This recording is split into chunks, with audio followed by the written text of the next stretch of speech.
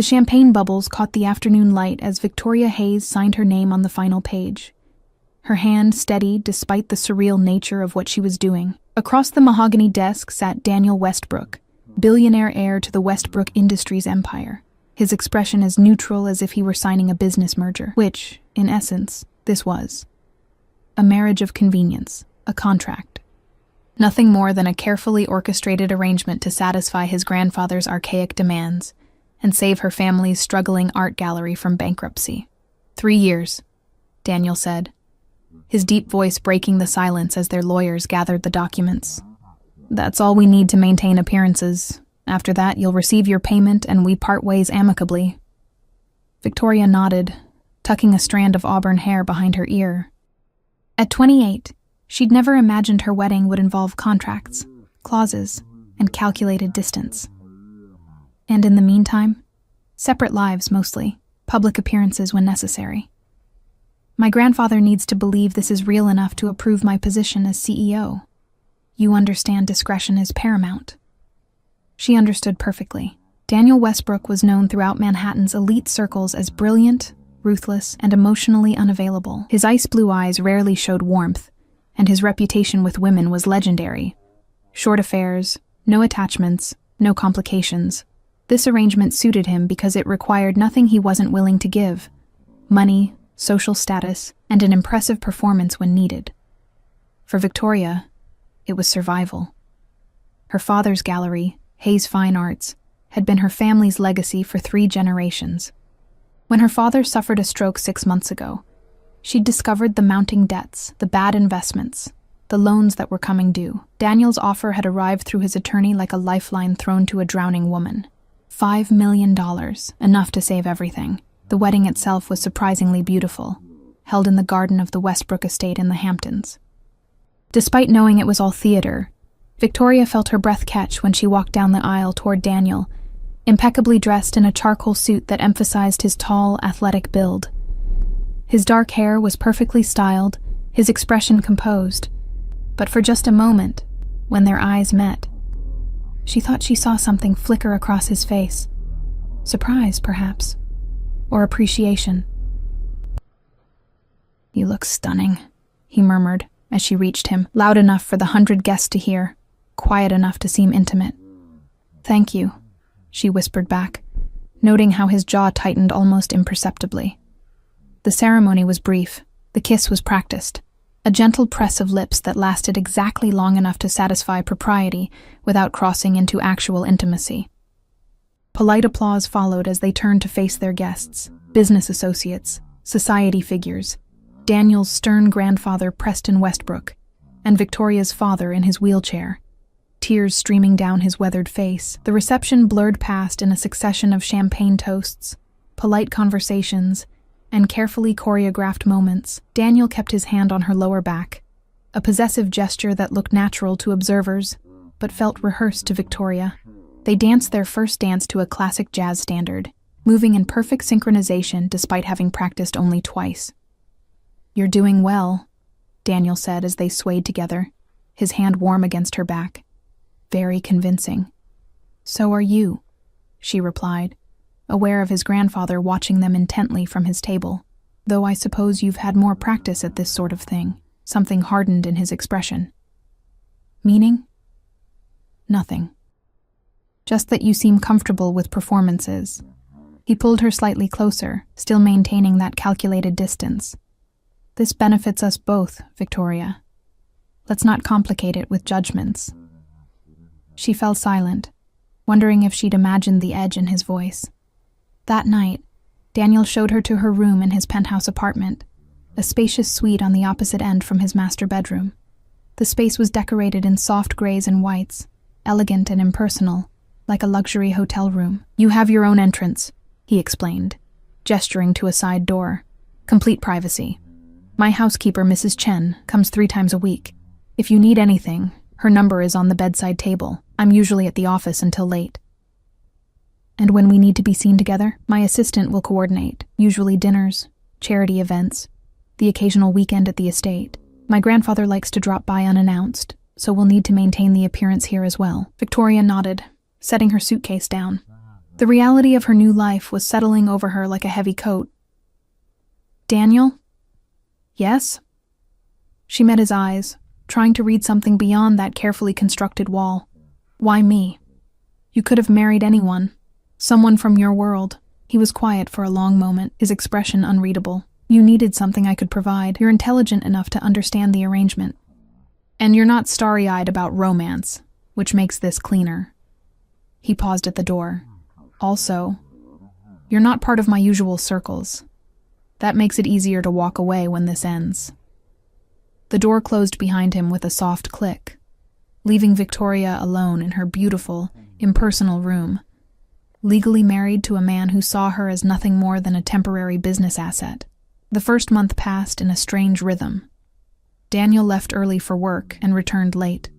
They exchanged polite good mornings when their paths crossed in the kitchen. Twice a week, they attended events together. A gallery opening, a charity gala, a dinner at Preston Westbrook's estate. In public, Daniel transformed. His hand found hers naturally. He laughed at her observations. He looked at her with what seemed like genuine affection. In private, he was cordial but distant. Victoria threw herself into renovating the gallery, using Daniel's funds to update the space, bring in new artists, and restore her father's reputation. The work gave her purpose, distraction from the oddness of her domestic situation. Then, 6 weeks into their marriage, everything shifted. They were at a charity auction, another required appearance. Victoria wore a deep emerald gown that Daniel's stylist had selected, her hair swept up to show the diamond earrings that had been a wedding gift from Preston. Daniel stood beside her, his hand resting on her lower back in that familiar, possessive gesture. "Victoria Hayes. I mean, Victoria Westbrook now, isn't it?" The voice was smooth, confident, familiar. She turned to find Marcus Chen, her ex-boyfriend from college, looking polished and successful in a perfectly tailored tuxedo.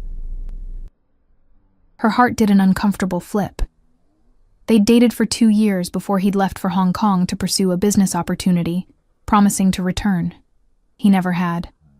"Marcus," she managed, aware of Daniel's hand pressing slightly firmer against her back. "I didn't know you were back in New York." "Just moved back permanently." His dark eyes swept over her appreciatively. "You look absolutely incredible. Marriage clearly agrees with you, Victoria." Daniel's voice held a note she'd never heard before, something harder, colder. "Aren't you going to introduce us?" She made the introductions, noting how Daniel's handshake with Marcus lasted a beat too long, a subtle display of dominance. Marcus seemed amused, rather than intimidated. "Westbrook Industries," Marcus said thoughtfully. "Impressive. Victoria always did have excellent taste. And you know my wife how exactly?" Daniel's emphasis on the word wife was unmistakable. "We dated in college. I was young and stupid enough to let her go." Marcus's smile was directed at Victoria. "Biggest regret of my life, actually." The rest of the evening, Daniel barely left her side. His hand moved from her back to her waist, pulling her closer. He interrupted conversations more than once, steering her away from wherever Marcus happened to be. When Marcus approached them at the bar, Daniel's jaw tightened visibly. In the car ride home, silence stretched between them like a taut wire. "You were rude," Victoria finally said. "I was protective of my investment." She turned to stare at him. "Your investment?" His hands gripped the steering wheel tighter. "People talk, Victoria. If your ex-boyfriend starts sniffing around, it undermines our arrangement. It raises questions. Marcus was just being friendly." "Marcus was looking at you like a man who wants what he walked away from." Daniel's voice was tight, controlled. "That's not acceptable." "Acceptable." Victoria felt anger rising. "This is a contract, Daniel. You said so yourself. What I do with my personal life is subject to the terms we agreed upon. No affairs, no scandals. Nothing that jeopardizes this arrangement." They reached the penthouse in tense silence. But as Victoria moved toward her room, Daniel caught her wrist, his grip gentle but firm. "I need to know," he said, his blue eyes searching hers with an intensity she'd never seen. "Are you still in love with him?" The question hung in the air between them, unexpected and dangerous. Victoria stared at Daniel's hand wrapped around her wrist, feeling the warmth of his skin against hers. The most genuine physical contact they'd shared since their choreographed wedding kiss. His question echoed in her mind, loaded with implications she wasn't ready to examine. "No," she said finally, pulling her arm free. "Marcus is ancient history. He made his choice 8 years ago." Daniel's expression remained unreadable, but something in his posture relaxed slightly. "Good. Because he was looking at you tonight like history he wants to rewrite, and that concerns you. Why? For the contract?" She couldn't keep the challenge out of her voice. He stepped closer, and Victoria caught the scent of his cologne. Cedar and something darker, more complex. "It concerns me because complications aren't part of our arrangement. We have 2 years and 10 months left. I'd prefer they proceed smoothly." "Then maybe you should trust me to handle my own past relationships." "Trust isn't the issue." His voice dropped lower. "Appearance is everything in this world, Victoria. You're learning that, aren't you? At the gallery, with the right connections, suddenly doors open. People return your calls. That's what this marriage provides you." The words stung, because they were true. Since becoming Victoria Westbrook, she'd watched her professional life transform. Artists who'd ignored her emails now courted her representation. Collectors who'd never visited Hayes Fine Arts suddenly appeared at her openings. The Westbrook name carried weight she'd never possessed. "I understand the terms," she said quietly. "I've upheld my end."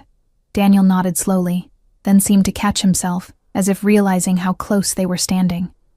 He stepped back, his professional mask sliding back into place. "Of course. I apologize for overreacting. It's been a long evening." He retreated to his room, leaving Victoria standing in the hallway, her wrist still tingling where he'd touched her. The next morning, an enormous bouquet of white roses arrived at the gallery with a card in Daniel's precise handwriting. "For the opening tonight, D."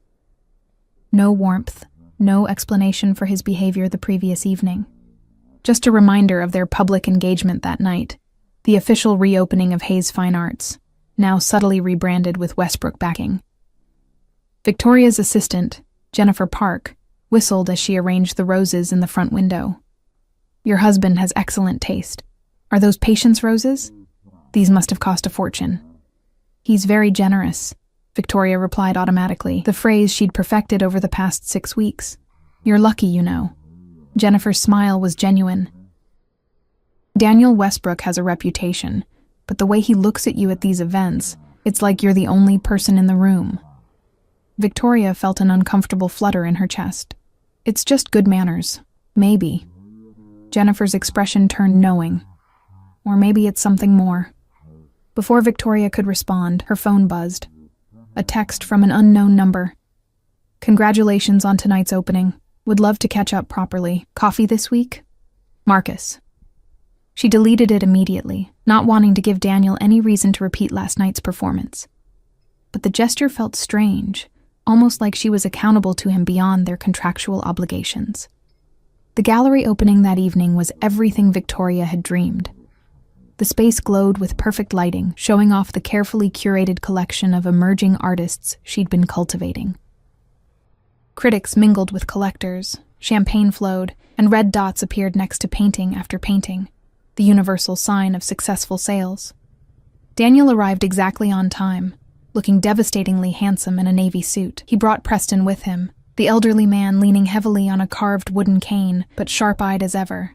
"Impressive, my dear," Preston said, surveying the gallery with approval. "You've done well with the family investment." "Thank you, Mr. Westbrook. It means everything to have your support."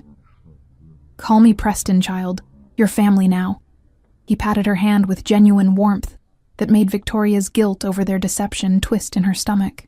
Daniel stood slightly behind his grandfather, and Victoria caught his eye.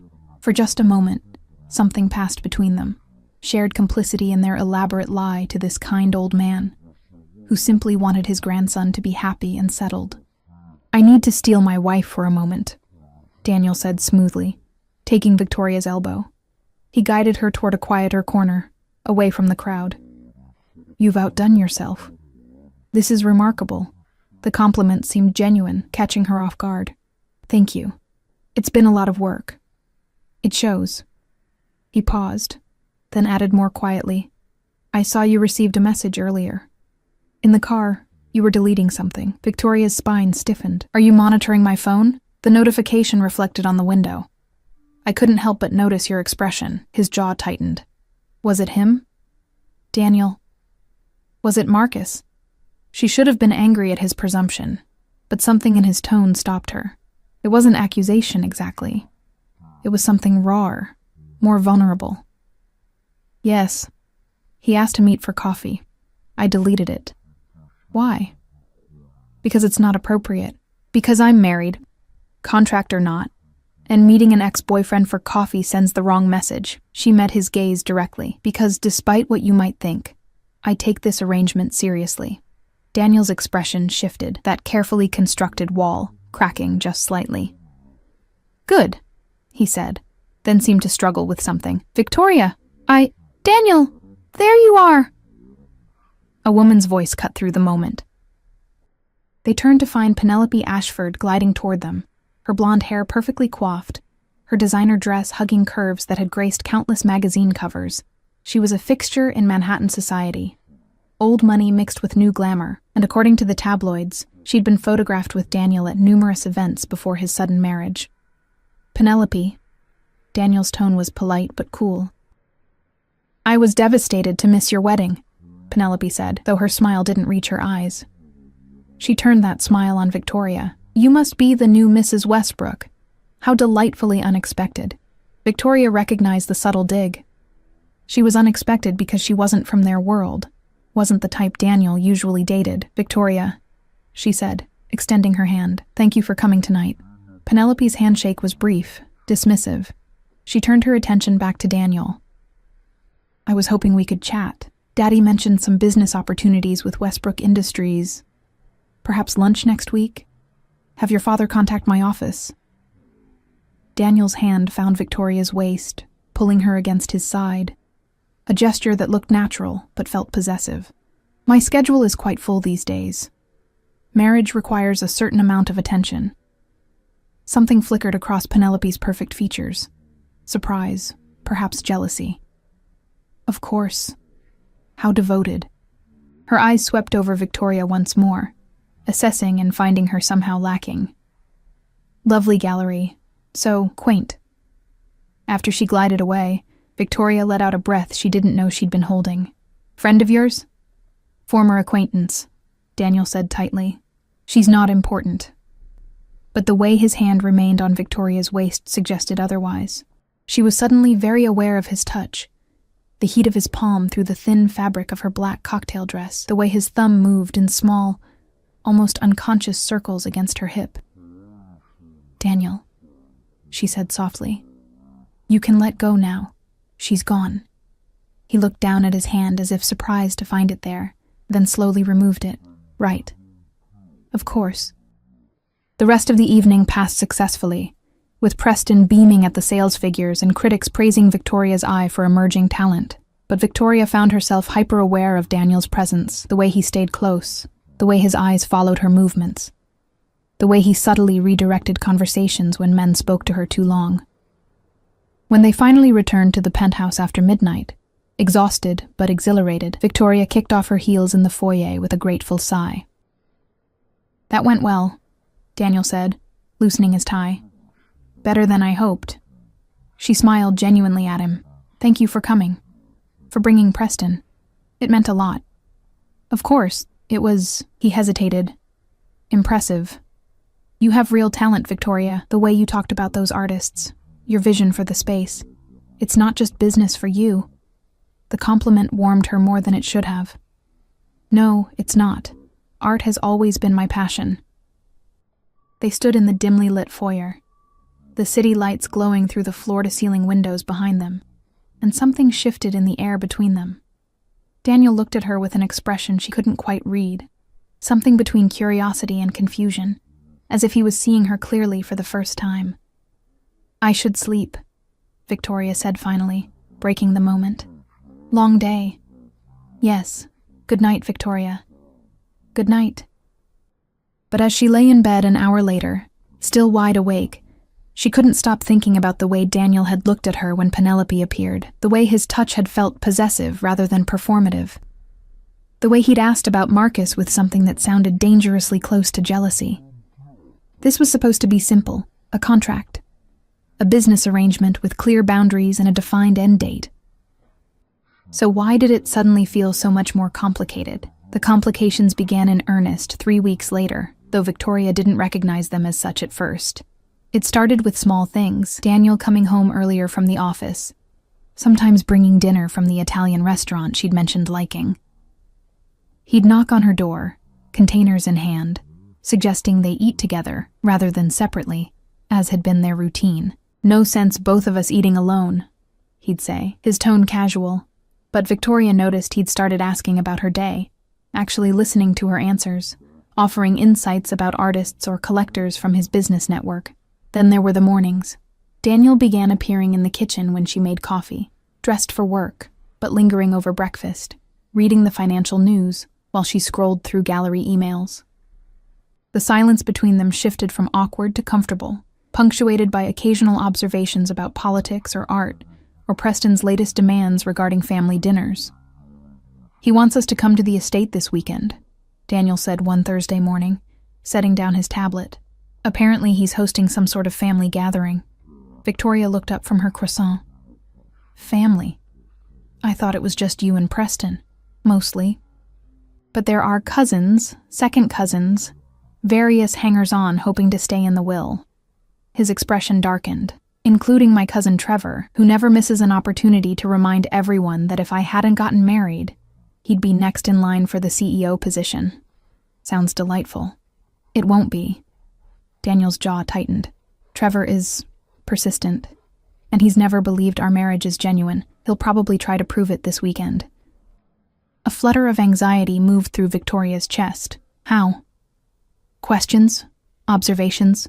He'll watch how we interact, looking for inconsistencies." Daniel met her eyes directly. "We'll need to be more convincing than usual." That weekend at the Westbrook estate proved Daniel's predictions correct. Trevor Westbrook arrived with his wife, a sharp-featured woman named Diane, who looked at Victoria like she was an elaborate con artist. They weren't alone. Various relatives filled the sprawling mansion, all watching Daniel and Victoria with varying degrees of interest and skepticism. "So tell me," Trevor said at dinner Saturday night, his tone oily with false friendliness, "how exactly did you two meet?" Daniel's always been so private about his personal life. Victoria felt Daniel's hand find hers under the table, his grip warm and reassuring. They'd prepared for this question, rehearsed their story until it sounded natural. "At an art exhibition," Victoria said smoothly. "Daniel was there for a client meeting, and I was representing one of my artists. We started talking about a Rothko piece, and I was impressed by how wrong she was about it." Daniel interjected with a slight smile that looked genuine. "She had this whole theory about the color composition that completely contradicted conventional interpretation." "I was right, actually," Victoria countered, playing her part. "You just couldn't admit it." "You were passionate about it," Daniel said, his thumb moving across her knuckles in a way that made her breath catch. "That's what struck me, the way you defended your position." Trevor's eyes narrowed. "How romantic. And this whirlwind courtship happened when exactly?" "Some things don't need a long timeline," Daniel replied, his voice cooling. "When you know, you know." Later that night, unable to sleep in the guest room they were expected to share, Victoria found herself on the estate's terrace, wrapped in a borrowed robe, staring at the manicured gardens illuminated by moonlight. "Can't sleep either." She turned to find Daniel emerging from the shadows, still dressed in his dinner clothes minus the jacket, his shirt sleeves rolled up. He looked younger somehow, less guarded. "Trevor's exhausting," she admitted. "He's threatened by you. By us." Daniel moved to stand beside her at the railing. "If our marriage is real, it solidifies my position. He loses his chance at the company. And if it's fake, then I've violated the terms of my grandfather's trust, and Trevor gets everything." Daniel was quiet for a moment. "He's hired investigators before, trying to find dirt on me. Nothing too invasive, but enough to be irritating." Victoria turned to face him. "Daniel, what happens if he figures it out? If someone discovers the truth, they won't." But uncertainty flickered across his features. We just need to be more careful, more... He struggled for the word. Connected. How much more connected can we pretend to be? Maybe that's the problem. His blue eyes found hers in the moonlight. Maybe we've been thinking about this wrong. Instead of pretending to be married, we should just be married. In the small ways that matter. What does that mean? He stepped closer, close enough that she could smell his cologne, see the flecks of darker blue in his irises. It means not treating this like a performance anymore. It means actually getting to know each other, sharing space, building something that looks real, because parts of it are real. Victoria's heart hammered against her ribs. That sounds dangerous, does it? His voice had dropped lower, intimate in the darkness. Or does it sound easier than constantly maintaining walls between us? Before she could answer, the terrace door opened and Diane appeared, her expression calculating. "Oh, excuse me, I didn't mean to interrupt." "You're not interrupting," Daniel said smoothly, but his hand found Victoria's waist, pulling her against his side. "We were just enjoying the evening." Diane's eyes flickered between them, searching for cracks in their performance. How sweet. You two are quite the devoted couple. It's almost hard to believe Daniel Westbrook finally settled down. "Believe it," Daniel said. And then, perhaps for Diane's benefit, perhaps for reasons Victoria didn't want to examine, he turned Victoria toward him and kissed her.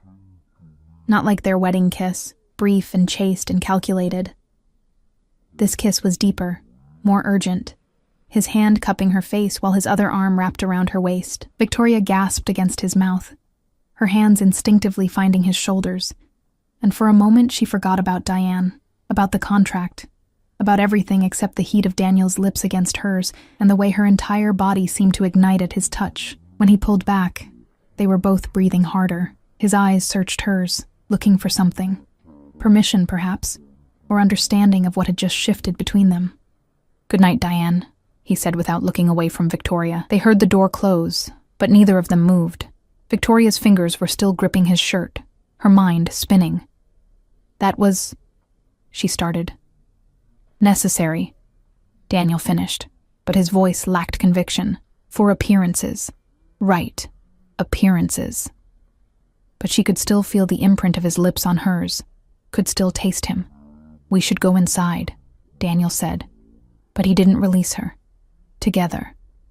In case anyone else is watching, they returned to their shared guest room in silence, heavy with unspoken tension. The space contained one large bed. Preston's old-fashioned values wouldn't accept separate sleeping arrangements for a married couple under his roof.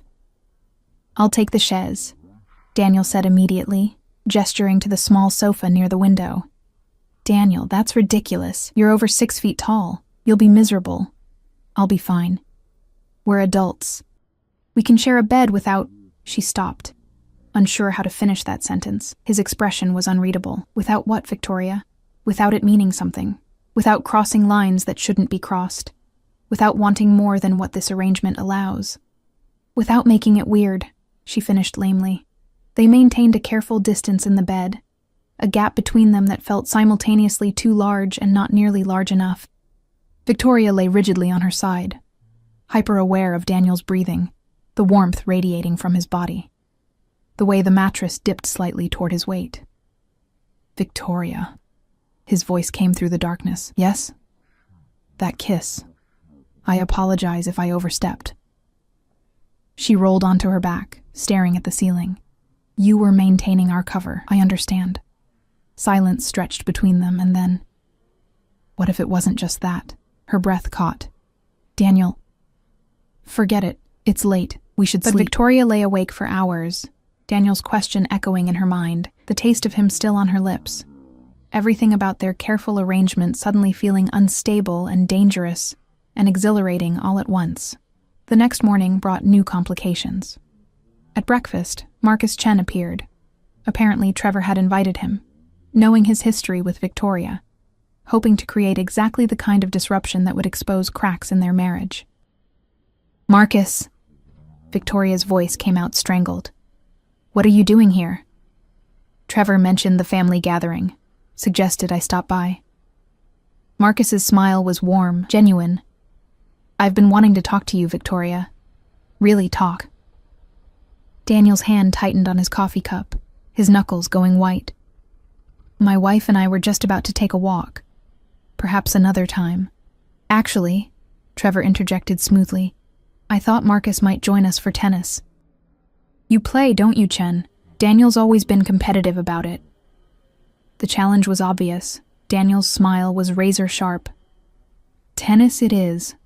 Victoria watched the match from the sidelines with growing dread. It wasn't really about tennis. It was about dominance, possession, claiming territory.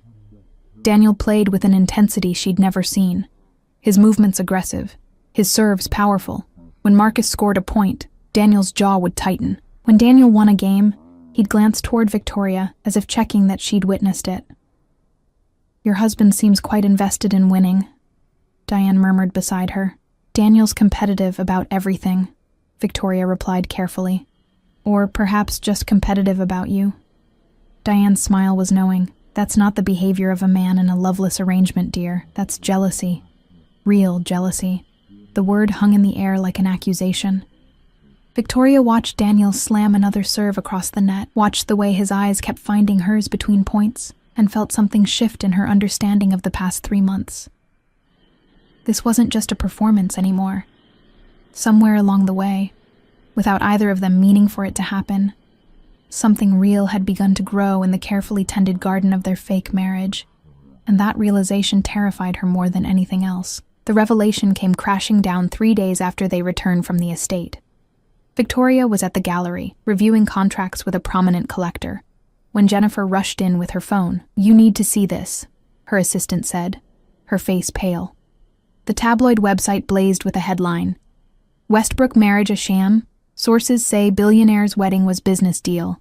Below it, grainy photos of Victoria and Daniel at various events. Clinical analysis of their lack of genuine affection. Quotes from unnamed sources suggesting the marriage was arranged to satisfy Preston's demands for his grandson to settle down. Victoria's hands trembled as she scrolled through the article. Someone had leaked details, not everything, but enough to raise serious questions, enough to threaten everything. Her phone rang. Daniel. I've seen it, she said immediately. We need to talk, in person. I'm sending a car.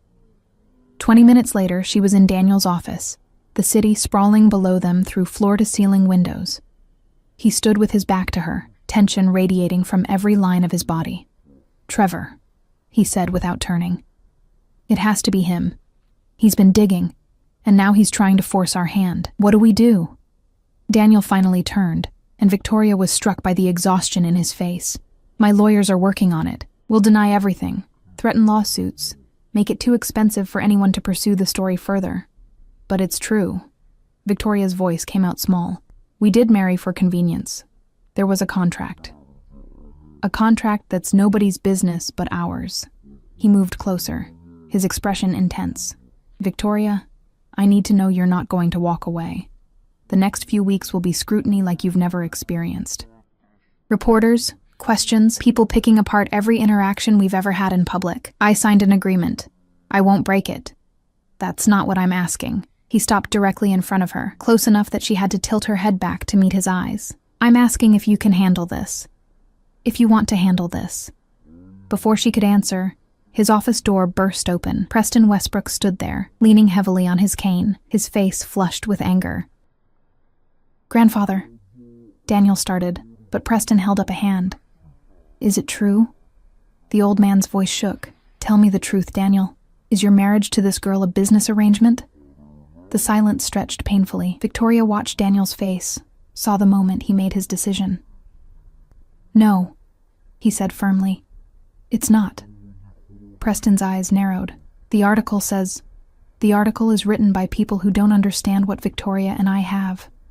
Daniel's hand found hers, his grip tight. Yes, our marriage happened quickly. Yes, there were practical benefits on both sides, but that doesn't make it fake. Then look me in the eye and tell me you love her. Victoria's heart stopped. This wasn't part of their script, wasn't covered in any contract clause. She felt Daniel's hand tighten around hers, felt the weight of his grandfather's demand pressing down on both of them. Daniel's voice caught, and for the first time since she'd known him, he looked genuinely vulnerable. Grandfather, I knew it. Preston's disappointment was crushing. You've lied to me. Used this poor girl for your own gain. That's not true, Victoria heard herself say. Both men turned to look at her. Mr. Westbrook. Preston. It's complicated. Yes, our marriage started as an arrangement. But these past 3 months, she struggled to find words for feelings she'd been trying to deny. Something changed. Something real. Words. Preston said bitterly. Just more words.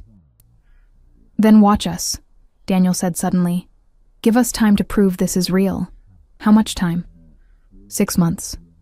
If after 6 months you still believe we're lying, I'll step down from the CEO position. I'll dissolve the marriage. Trevor can have everything. Preston studied them both, his sharp eyes missing nothing. 6 months, he agreed finally. But I'll be watching. Every dinner, every interaction. And if I sense deception, Daniel, you'll lose more than the company. You'll lose my respect. After he left, Victoria sank into one of Daniel's leather chairs, her legs suddenly weak. 6 months. What have we done? Daniel paced to the windows, running his hands through his hair. I panicked. But maybe it's for the best. Maybe it forces us to figure out what this actually is. What do you mean? He turned to face her, and the raw honesty in his expression made her breath catch. Victoria, I haven't been able to stop thinking about that kiss at the estate. About how wrong it felt when Marcus showed up. About how every time Penelope or any other woman approaches me, all I can think about is whether you're watching, whether you care. Daniel, I'm jealous. The words burst out of him like a confession. Genuinely, irrationally jealous. When Marcus texted you, when he looked at you at the gallery, when he showed up at the estate, I wanted to tear him apart, and I have no right to feel that way because this was supposed to be fake. Victoria stood slowly, her heart pounding. It was supposed to be fake. Was? She moved closer to him, drawn by something she couldn't name. Something that had been building since their wedding day. I deleted Marcus's message because I didn't want to meet him. Not because of the contract, because I didn't want to. Because somehow, without meaning to, I started looking forward to morning coffee with you, to your random dinner deliveries, to the way you actually listen when I talk about artists and gallery plans. Victoria. Her name on his lips sounded like a prayer. I think, she said softly, closing the distance between them, that somewhere in the middle of pretending to be married, we forgot we were pretending. Daniel's hands came up to frame her face, his touch gentle despite the intensity in his eyes. I don't know how to do this. Real relationships. I've spent my entire adult life avoiding exactly this kind of complication. Then we figure it out together. This kiss was nothing like the one at the estate. There was no audience, no performance, just two people who'd been circling each other for months finally admitting what had been growing between them. Daniel's arms wrapped around her waist, pulling her against him, and Victoria let herself sink into the kiss, into the feeling of rightness that she'd been fighting against. When they finally broke apart, both breathing hard, Daniel rested his forehead against hers. I don't want this to be fake anymore. Neither do I. But I need you to understand something. He pulled back enough to look into her eyes. I'm not good at this. I'll probably mess it up. I work too much. I'm emotionally unavailable by default. And I have no idea how to navigate a real relationship. Victoria smiled despite the seriousness of the moment. Lucky for you, I'm patient. And stubborn. And I've already seen you at your worst. Which, honestly, isn't that bad. I'm serious, Victoria. So am I. She took his hand, lacing their fingers together. We have 6 months to prove to Preston that this is real. Why don't we use that time to prove it to ourselves too? The next 6 months became a different kind of arrangement. Not a contract, but a genuine exploration of what they could build together. Daniel started coming home earlier, and they'd cook dinner together in the penthouse kitchen, laughing when Victoria burned the pasta, and Daniel revealed he could barely operate the stove despite his wealth. They attended events not as business obligations but as actual dates, stealing kisses in coat rooms and holding hands in the car ride home. Daniel showed up at the gallery unexpectedly, bringing lunch and genuinely wanting to see her new acquisitions. Victoria started attending his business dinners, offering insights that surprised his colleagues, and made Daniel look at her with undisguised pride. The walls between their separate bedrooms dissolved gradually. First, Daniel would fall asleep on her couch after a late movie night. Then Victoria would wake up in his bed after they'd stayed up talking until dawn. Eventually, they stopped pretending they wanted separate spaces at all. Marcus tried to contact Victoria twice more, but she blocked his number without hesitation. Penelope showed up at one event, took one look at the way Daniel kept his arm around Victoria, the way they moved together like two halves of a whole, and left early without saying goodbye. Trevor continued his campaign to expose their marriage, but his efforts fell flat against the obvious reality of their relationship. Even the tabloids lost interest when every photo showed a couple genuinely in love, every source reported authentic affection, every interaction radiated real connection. Preston watched it all with sharp, knowing eyes. At family dinners, he'd observe how Daniel reached for Victoria's hand without thinking, how she'd touch his shoulder in passing, how they'd share private jokes and finish each other's sentences. The performance they'd once rehearsed had become second nature, not because they were acting, but because they'd stopped. The 6-month deadline arrived on a cold spring evening. Preston had invited them to dinner at the estate, just the three of them. Victoria dressed carefully, nervous despite Daniel's reassuring presence. "He's going to approve," Daniel said in the car, his thumb rubbing circles on her knee. "He'd have to be blind not to see what this is." "And what is it?" Victoria asked, needing to hear him say it. He pulled the car over on a quiet stretch of road, turning to face her fully. "It's real. It's complicated and unexpected and nothing like I planned, but it's the most real thing in my life." He reached into his jacket pocket and pulled out a small velvet box. "Which is why I want to do this properly." Victoria's breath caught as he opened the box, revealing a stunning sapphire ring surrounded by diamonds, nothing like the ostentatious engagement ring he'd given her for show, which sat in a safe deposit box.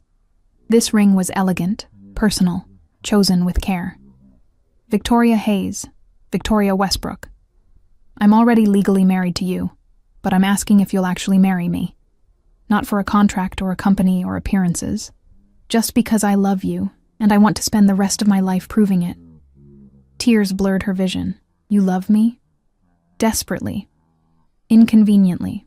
Completely. His smile was vulnerable, open in a way she'd never seen. "I think I started falling the moment you argued with me about that Rothko, even though we hadn't actually met that way. I think I was halfway gone by our wedding day, when you smiled at your father, despite knowing this was all fake. And I think I was completely lost the night I got jealous over Marcus and realized I didn't want to share you with anyone. Daniel Westbrook," she said, laughing through her tears.